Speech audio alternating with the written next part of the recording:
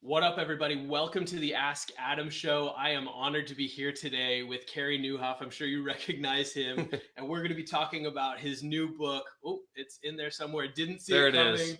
I see it. Didn't see it coming. Carey, thank you so much for being on with us today. Hey, well, welcome. Welcome to World Headquarters right here at my house. Yeah, it's cool to see this in real life. You know how many times we've seen this on video? Yeah. It actually does exist. It's not a green screen. Yeah, that's right. No, I know some of my friends, they have like backdrops and they're not real, but that's an actual TV, which I turn on twice a year. Okay. Because I thought, we're going to do video conferencing. Never ever use it. But No. Those are real books. Yeah, I believe it. And if you're bored, you can watch HGTV. There you go. Right? It's like Fixer Upper. It's like, okay, we'll watch that. Right.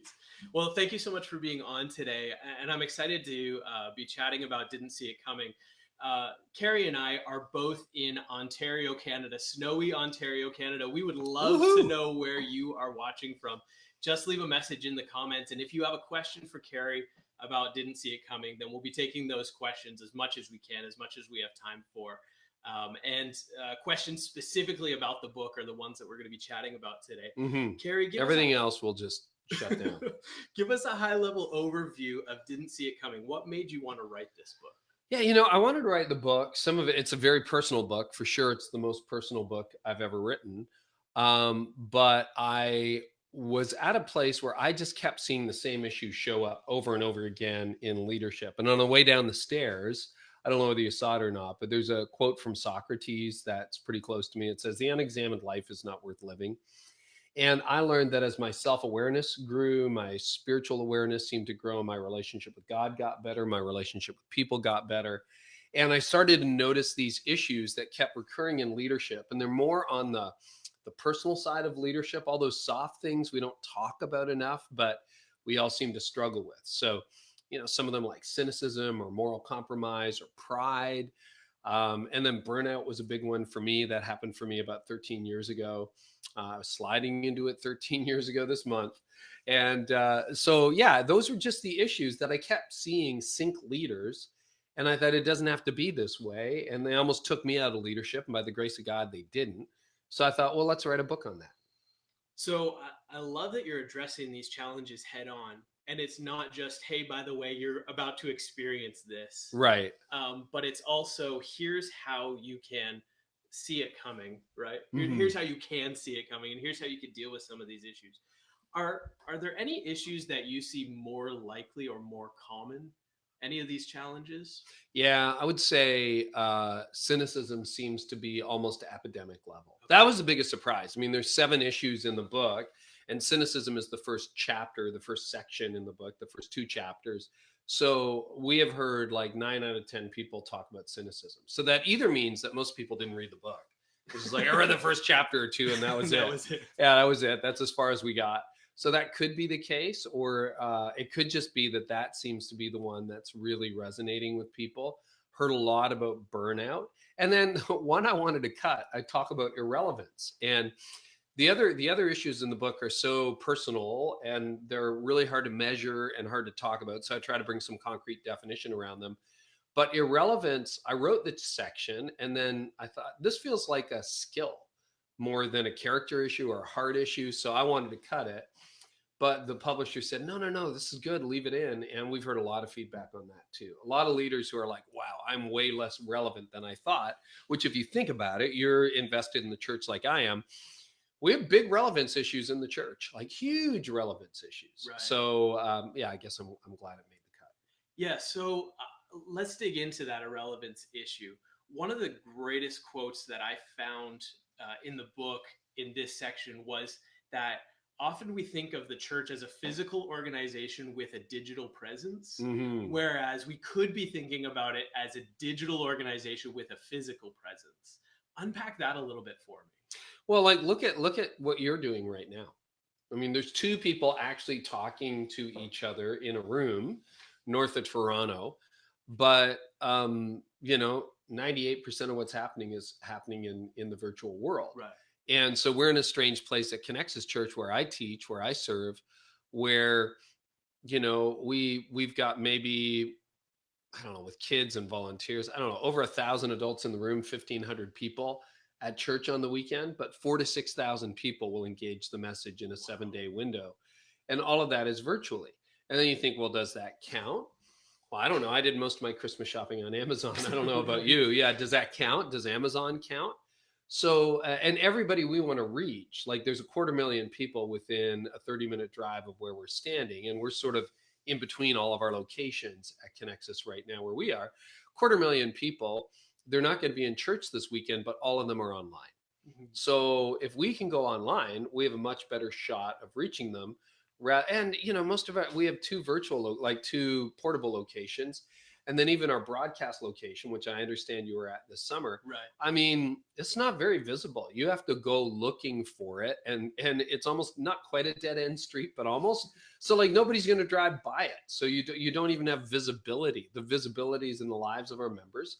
And the visibility is in our online presence. So yeah, I think increasingly, if you think of yourself as a digital organization with an analog presence, I think you can go further faster. Frank Blake talked about that. I've listened to him speak a couple of podcasts, and then I was at an event in Atlanta in November when he was there.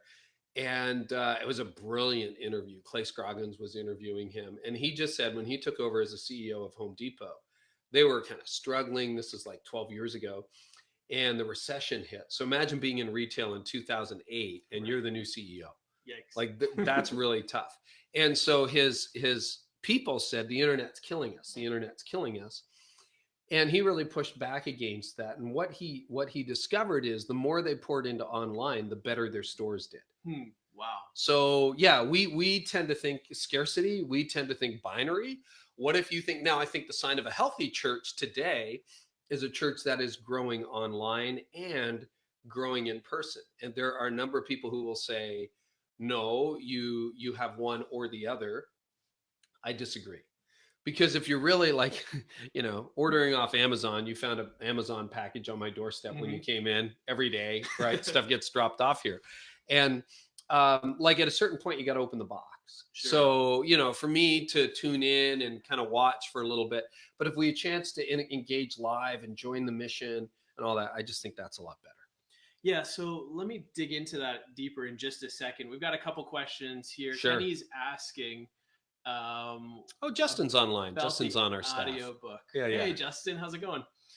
So didn't see it coming book.com is where you can get the book, and there is an audiobook version as well, Kenny. So, and I read it myself. It's very good. You can check it out there. I read my last book. Actually, we hack jobbed it. I'm like, I want to do an audiobook, and it was semi self-published through Orange. I'm really tight with those guys. So I actually just used this mic and like I put padding on the ceiling and around it, because there are certain, you have to have certain standards or Audible will not publish it. Gotcha. So we hit all those metrics, but yeah, I like it when the author reads his or her own work. Yeah, it feels genuine. It does. In that sense. So I wanted to chat about the fact that a lot of the people in our communications community are somewhat middle management. Right? We report to leadership of some kind, and we also have volunteers who report to us. Right. So in the sense that we agree that considering church is a digital space with a physical location, how can we help our leaders understand that if they might not be in that frame of mind? That's a great question. So I would go back to the why behind the what. Like, do we really want to reach people? And then, this is the thought that goes through my mind pretty much on a daily, if not weekly basis. Everyone I want to reach is online. Like everybody. Sure. It's not that rich people have smartphones. Everybody, your 12-year-old has a smartphone now. Now, it may not be the latest and the greatest, or it might be an iPhone 6, but sure. Hey, everybody's online. And so I think I just I don't get why people don't get it. Do you know what I'm saying? So maybe I'm not the guy to answer the question. Okay. I'm like, what, are you stupid? That might be the approach. No, I wouldn't take that approach. But sure. At a certain point, it's like, guys, look, you're Sears in an Amazon world. You're Kodak in the world of Instagram. You're Blockbuster in the era of Netflix. If you really think that people are still people still release stuff on DVDs, but I wouldn't buy DVD futures right now. Right. If I was an investor, I wouldn't be putting $1,000 into DVD futures. I don't think there's a lot of opportunity there. So it's kind of like, that famous Gretzky quote, two Canadians here. But you got to go to where you got to skate to where the puck is going. And the puck is definitely going online. You can like it or not like it, or you could say the internet's full of terrible people, or I don't trust anything, or who knows whether they're listening. But, even the Alexa debate, I have one in my kitchen. Everybody has that, you've been married for a few years. You got 3 kids. You have that alarm clock you bought years ago that hasn't broken yet. So I had one of those, and mine actually had a charger for iPhones when they had that 30-pin thing. Yeah, that's how old it was. And then finally it just died. It stopped working. So I bought a little Alexa, what is it, the Echo? And it's great. It's got a little screen. I'm like, give me my briefing, set an alarm. It's wonderful. I just talked to my house now. Right. It's like, well, you saw me for my desk lamp. Yeah, that was a Siri's a little slow. Siri's like not exactly at the top of the class in AI. Siri's the student we're going to keep behind for another year. Well, maybe you can learn this one. But, are they listening? I don't know whether they're listening or not. But, one of the really interesting things, and I would get over the objection. And some people would say, well, that's not really, I heard this a lot, particularly a few years ago. That's not really ministry. Well, what, you're saying they're not really people? Like, what are you actually saying, right? And you talk to people who are dating in your congregation or the weddings you're doing. Where'd you meet? They met online. No, I didn't meet online because there was no online. That was a long time ago. But, I just think that's how it works. So I don't know. Is that a good answer or a bad answer? We'll go with it. I'm just frustrated. Well, I think in that same vein of like, this is how we've always done it, and how come is it working? That irrelevance. Well, if it's working for you, great. But it's not. It's not. It's not working. Come on. It's not working. Let's just be honest. So that often turns into cynicism. Yeah. Right? Because what should be working isn't working in some people's mind. And I've been around church culture enough to know that cynicism is often like the language or the way that people want to brag in terms of like, oh, you should have heard about this church split, or you should have heard about that person that left. Or they know about the one time where it didn't work out, and that becomes their story. So how can we, as people who serve leaders and also lead, in the same vein as a lot of worship leaders and kids pastors, and how can we push back against the cynicism, either from the people that we lead or from the people that we are serving? Maybe not push back the right word, but how can we encourage a change? Well, you want to embody hope. So you don't want to be cynical in the process. And cynicism does, I think one of the great sources of cynicism is knowledge. It's that you know too much, right? So you see this couple that they think they're great for each other, and you're like, oh, I think I know how this is going to end, right? Or what, you can't see that she's this way or he's that way? Like, come on, really? And of course, when you're younger, you don't have that many laps. You don't have that much experience. So you don't really know. But as you get older, you're just kind of like, oh, called it, right? And so you really want to guard against that. Now, maybe you can call it, but I think the difference between being cynical and being hopeful is, are you going to use your cynicism to disengage, or are you going to use hope to engage? Because cynicism disengages, cynicism rolls your eyes, and you step back and you go, I'm out. Sure. Hope says, okay, I see all the issues, but I'm going to stay optimistic, and I'm going to keep hoping, keep believing, keep trusting, and maybe I can help a little bit. So you want to definitely stay hopeful. Another thing I would do is just point out the low barrier to entry. So we got some snow this morning. I was out in my driveway, and I'm listening to Jordan Peterson. So you could say whether you like him or hate him, very few people have gained influence this quickly to this many people. I mean, his book that came out a year ago sold over 2 million copies, like millions of copies, 50 languages, the whole deal. Right. Now, he's got a podcast that's been downloaded tens of millions of times. Technically, it's not very good. I mean, content-wise, it's amazing. Sure. But he broke all the rules. 2.5-hour lectures. I was listening to one yesterday on my trainer, while I'm pedaling. And the audio was great on that, but then you flip over and he's like, okay, all my technology is working, I think. Isn't that a miracle?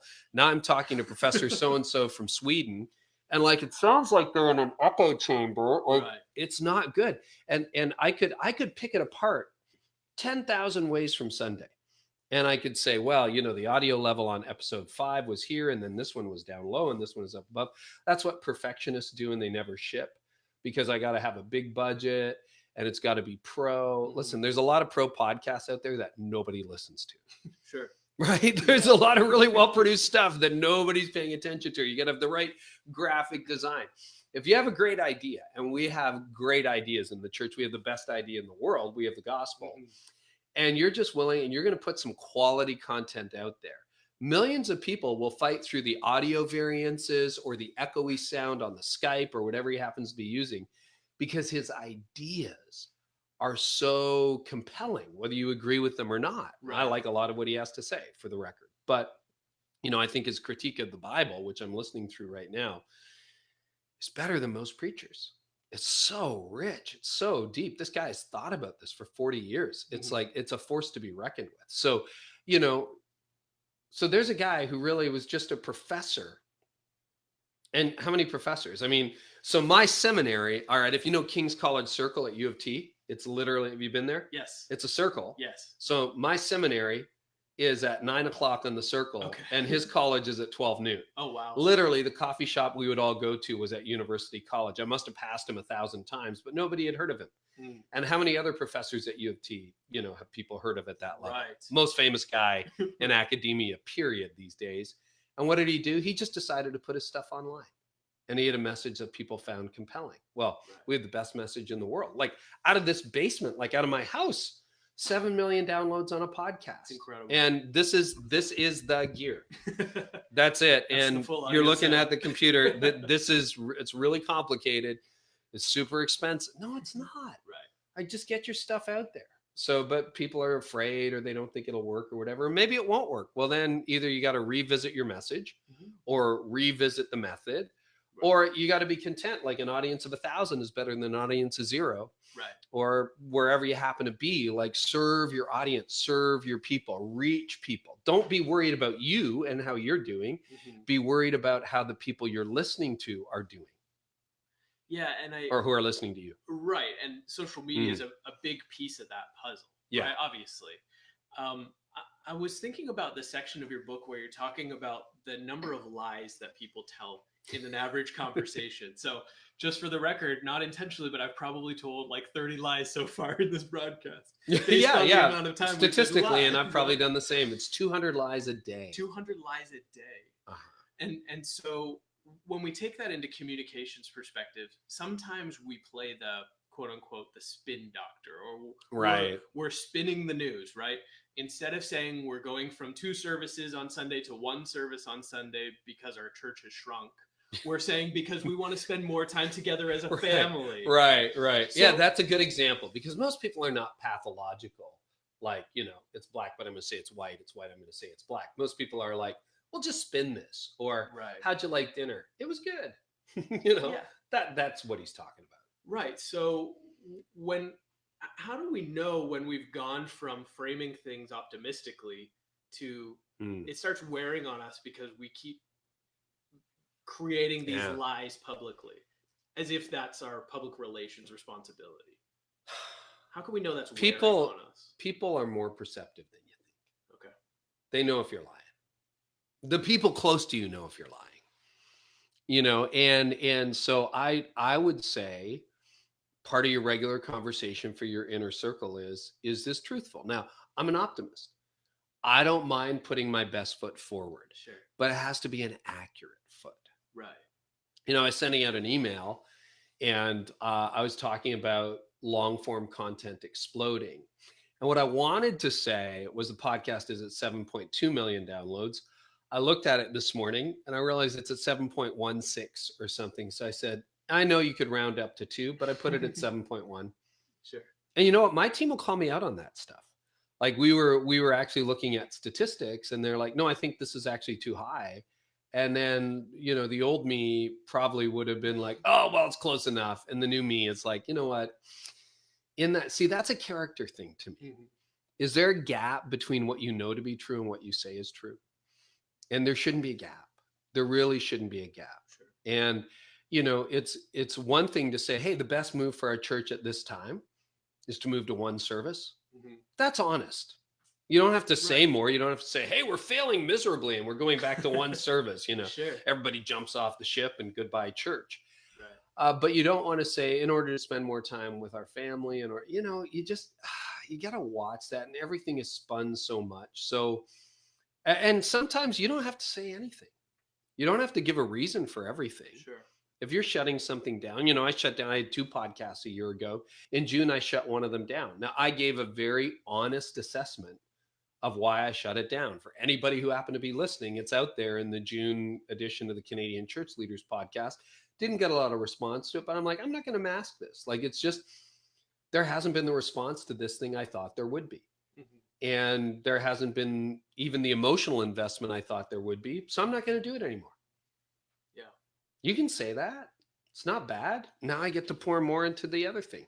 Right. So I think one of the keys that you've talked about is being self-aware, like to be able to recognize when these things you didn't see coming actually hit, and recognize that within yourself. We only have a few minutes left, but would you talk a little bit about being more self-aware? We've got a couple questions. Yeah. We'll take some questions too from people. Being objective in 2019. What blind spots should we be aware of? How can we really create that self-awareness when we're having conversations, either when we see something coming or when it's already hit? I think it's a spiritual thing. There is that John Calvin quote, which I reference in the book. It's the beginning of his Institutes for Christian Religion, where he says, without knowledge of self, there's no knowledge of God. And without knowledge of God, there's no knowledge of self. So the humanists, the secularists would say, you need to know yourself. God's irrelevant. Christians too often say you need to know God. You don't matter. Neither is true. Gotcha. That when, and Augustine said a very similar thing. Actually, I interviewed him yesterday, and we were talking about this. This will be on my podcast. But Ian Cron starts The Road Back to You with, grant, Lord, that I may know myself, that I may know thee. They are linked. And I think the better you know yourself, the better you'll know God. And I think Christians, if they're lacking in one department, they're lacking in self-awareness. Okay. So how do you improve that? Other people will be your first clue to self-awareness.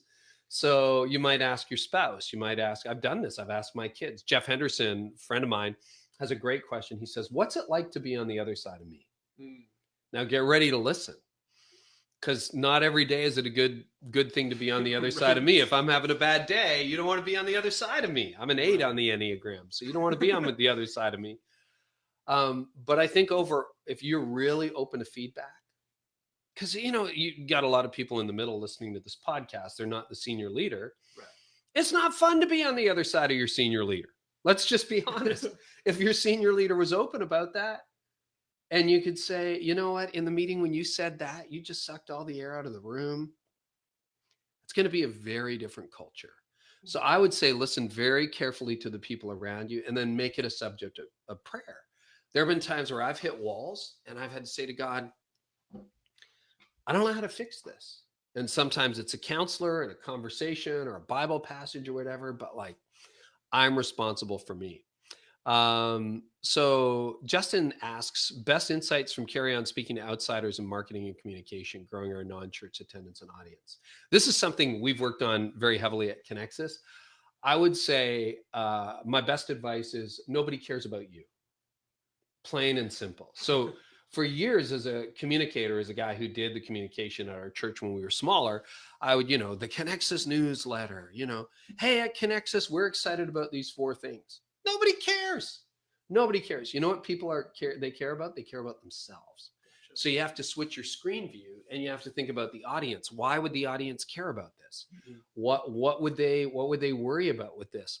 And so as we've switched our screen view, like every podcast, I'm thinking, would the people who are listening care about this? Sure. And if they don't, no.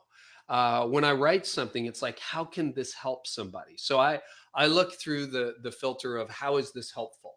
And if I think it can help somebody on the other end. So when you're marketing your church, Don't just, oh, we got a great message. It's like, we got a new series coming up in 2 weeks. It's called It's the End of the World as We Know It. And I Feel Fine, old REM song. But it's about the craziness in the world right now. And what do you do with it? How do you keep it together in a world that's falling apart? Well, I wanted to call this the series The Sovereignty of God. I had this like sovereign, it's true, but nobody cares about it. So it is a series about the sovereignty of God. But the felt need is, oh my gosh, the world is out of control.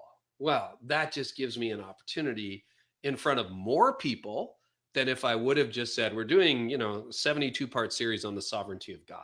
Right. Well, if you've read John Piper your whole life, you're going to really enjoy that series. But most of the people we're trying to reach don't even know who John Piper is or, any of that stuff. So you got to angle it from the perspective of your audience. And are people worried about the news? Yes. Are people worried about the future? Yes. Are people curious about, well, how does this end? Like, what does the Bible have to say about the end times? Like, who wins, who loses? People don't know. Well, now all of a sudden we have an angle. Sure. And we can say, no matter how crazy it gets, guess what? We have a God who is sovereign. So that's how I would angle it. I like that. And one last question, and then we're going to find out more about how we can get Didn't See It Coming, the book. So Jonathan's asking, how can the church evaluate themselves to provide an objective view in the 2019 landscape? What blind spots should the church as a whole look at improving? What do you see coming for 2019? Well, Jonathan, we live in our echo chambers. We tend to get around us people who think like us. And that's, believe it or not, even though we're connected to more people, it's easier to do because the algorithms online do that for you, right? On Instagram and so on, you follow certain people, suggestions come up who are more like the people you already follow. Right. So we move into these like little echo chambers. So I would get around somebody who's really different from you. And I would get around some unchurched people and see what they're actually struggling with. And I would ask yourself the question, if we left this job today, what would our successors do? Then go out and do it. And then I would look at, the other thing I would do is see where you're getting your traction. Because if you're getting traction somewhere, it's telling you that it's working. Okay. And we're pretty famous in the church for like not letting anything die. That's a mistake. So it's like, Andy Stanley in his well-known momentum talk years ago asked the question, is there anything that you are manufacturing energy to prop up? And if you are, sometimes the fledgling new thing needs a little bit of support or love. But if you're continually manufacturing energy for this thing that no one's interested in, it's what David Ogilvy said, good marketing makes a bad product fail faster. Maybe you just have a bad product. And it's not that the gospel is bad. Right. It's the way you are approaching it, the way you're handling it. So if you're constantly manufacturing energy for that, like, Friday Bible study or this thing that just isn't really working, I would really pay attention to that. And it's okay to kill stuff. And it doesn't take a leader to kill things that are dead. It takes a leader to kill things that are living. And sometimes it's what Jim Collins said, good is the enemy of great. You got a good thing, but you don't have a great thing, kill it. And maybe throw that energy, time, resources, people into something that could be great. Wow. Carey, it's been incredible to have you chatting with us today. I know many people are going to watch this after we're live. If you have any questions, just leave them in the comments. We'll do our best to get them answered. And thank you so much for being on the show with me today and letting me invade headquarters. And, world headquarters. It's pretty huge. I know. It's a complicated operation. And how can we get the book? Yeah, you can get Didn't See It Coming pretty much anywhere books are sold around the world. I see Melbourne and Canada, and I think there was someone in the US, Norway, which is awesome. So anywhere Amazon is, Didn't See It Coming, audiobook, Kindle, and anywhere books are sold. Well, thank you so much for being on the show today. Okay.